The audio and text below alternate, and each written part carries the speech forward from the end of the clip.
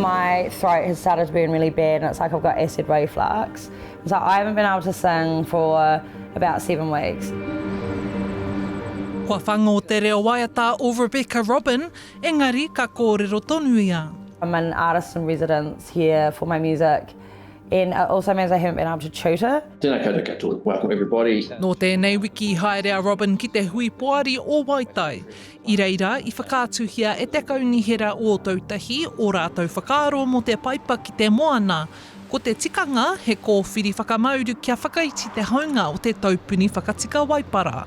Ko Robin tētahi hapa hāpai o te rāwhiti o Ōtautahi. People are cancelling work, people are keeping their children indoors, and people are anxious because they do not know what they're breathing or when it will stop.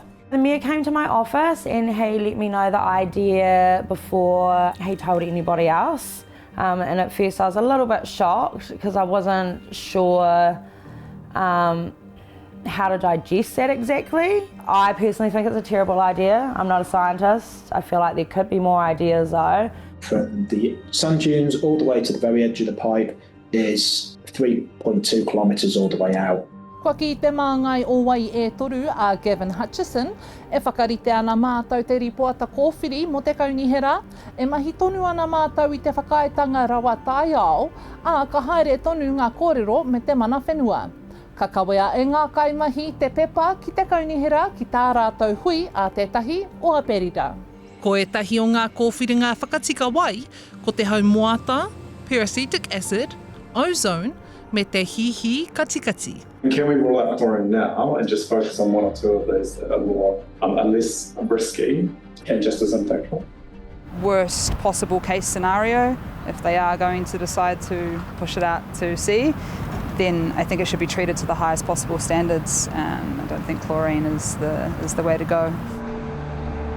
E whakae ana taumata aroai, kaore rātou e whai wāhi ana ki ngā whakatau huahua a rohe, engari ki rātou, mēnā ka tuku para tētahi taupuni whakatika waipara ki roto i te whā kiromita o tētahi wāhi kohi kai moana, me whai tiro tūraru, hei whakatau i te taumata tika o te whakatika waipara o ngā tuku mate. If we look overseas to different places, it shows that pushing pollutants and contaminants out to sea does cause a lot of harm, creates these ocean dead zones. I think shellfish, oysters in particular, they're very vulnerable as filter feeders. It was an idea I thought they could give the people of the area the filters, HEPA filters or something in the meantime before it's built.